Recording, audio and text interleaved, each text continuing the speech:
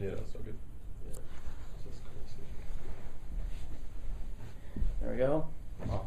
Hello, my name is Ben Parr. I'm the co-editor of Mashable. Just introduce yourself to our audience. Sure, I'm Aaron Filner. I'm a group product manager on the Flash platform. Very cool. So we're going to talk just a little bit about Flash and what's happening now, what's going to happen in the future. And why don't I just get into the meat of what some people are interested in about the discussion about Apple, Flash, and HTML5. Sure. So I guess just first of all, a little bit about, do you think there is a battle between HTML5 or Flash, or is that a misperception? I really see that as a bit of a misperception. At the end of the day, Flash and HTML have coexisted for quite some time. Adobe invests largely in tooling and other things to support both Flash and HTML5. We've always, as a company, worked to extend HTML as a technology to provide more functionality, more richness to our developer community, and we expect to do that for the foreseeable future while continuing to invest in tools and other things to support HTML. And so there's been also talk about Apple not supporting Flash on iPhone and iPad. Why do you think that is, at least right now? Sure. I mean, I think that's a decision for Apple. The way that Adobe sees it is that we have seen consumers look at and observe two models that are emerging for consuming content. There is an open web and the ability to retrieve content via browser, and there is a marketplace and the ability to purchase applications and acquire applications in that environment as well. And for Adobe, we want to support both models and give developers and consumers the choice of using the browser or a marketplace or both, depending on the device. And we work with a variety of manufacturers in the world to make sure that happens on as many devices as possible.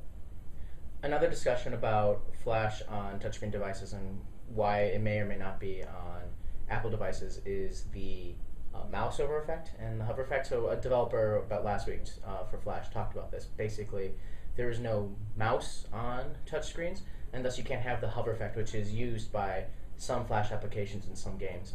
Do you have any thoughts on that? Sure. Virtually all content on the internet that's in Flash Player or works with Flash will work on mobile devices.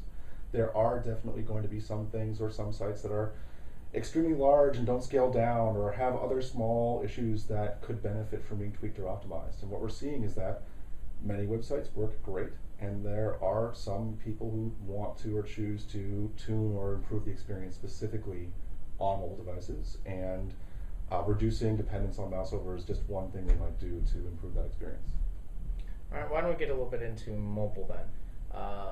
So what mobile devices do you think will be supporting Flash this year, and what are a little bit of the differences when supporting Flash on mobile rather than on the desktop or the laptop? Sure.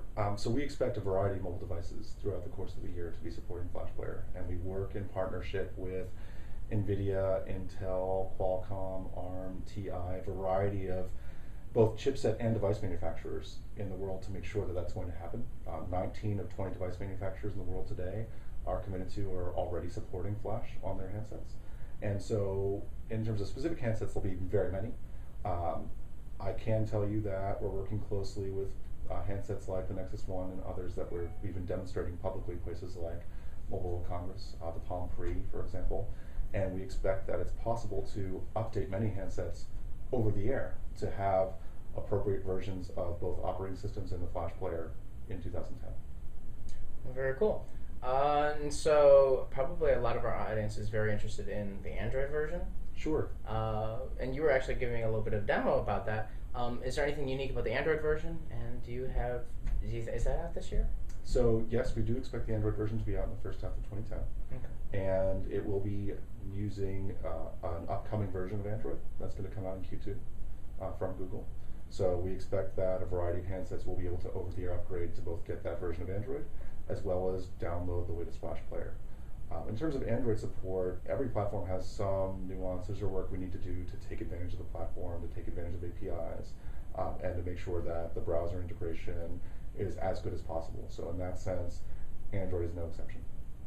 Why don't we talk a little bit about the future, and then we'll wrap up a little bit about President HTML5 again. So just maybe talk a little bit about what kind of interesting things that you can tell us now that we could expect maybe this year and into the future with Adobe Flash. Sure. So our big focus at this point for this year has been in making sure that Flash Player reaches mobile. So Flash Player 10.1 will be out in the first half of this year. So that's what is the biggest thing to see in 2010. In terms of things we're thinking about for the future, we're planning, and it's an early time to be talking, but I can tell you we're looking at lots of areas of innovation, including 3D, among others. And maybe 5 years. Do you have any plans 5 years out? Anything general?